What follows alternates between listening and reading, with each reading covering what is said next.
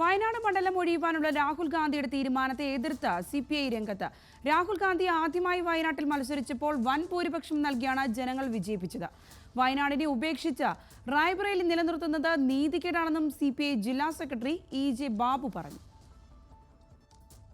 വയനാട് ഒഴിയാനുള്ള രാഹുലിന്റെ തീരുമാനത്തിനെതിരെ രൂക്ഷ വിമർശനമാണ് ഇന്ത്യ മുന്നണിയിലെ നേതാക്കൾ ഉന്നയിക്കുന്നത്. മുൻകൂട്ടി പ്രഖ്യാപിച്ച് ഒന്നിൽ കൂടുതൽ മണ്ഡലങ്ങളിൽ ആളുകൾ മത്സരിച്ചിട്ടുണ്ട്. എന്നാൽ വയനാട്ടിലെ വോട്ടെടുപ്പ് കഴിഞ്ഞ ശേഷമാണ് റായ്ബറേലിയിൽ മത്സരിക്കുന്ന കാര്യം രാഹുൽ ഗാന്ധി വെളിപ്പെടുത്തിയത്. അതിനാൽ വയനാടിനുപേക്ഷിച്ച് റായ്ബറേലി നിലനിർത്തുവാനുള്ള രാഹുലിന്റെ തീരുമാനം രാഷ്ട്രീയ നെറുകേടാണെന്നും സിപിഐ വയനാട് ജില്ലാ സെക്രട്ടറി ഇ.ജെ. ബാബു പറഞ്ഞു.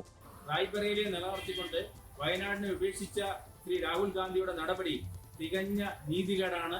ഈ നീതികേടിന് തക്ക മറുപടി വയനാടൻ ജനത നൽകും. റായ്ബറേലിയിലും വയനാട്ടിലും 3 ലക്ഷത്തിലേറെ വോട്ടുകളുടെ ഭൂരിപക്ഷത്തിലാണ് രാഹുൽ ഗാന്ധി വിജയിച്ചത്. 2019 വയനാട്ടിൽ 4.5 ലക്ഷം വോട്ടുകളുടെ ഭൂരിപക്ഷമാണ് രാഹുലിന് ലഭിച്ചതെങ്കിൽ ഇക്കുറി അത് 3.5 ലക്ഷമായി കുറഞ്ഞിരുന്നു.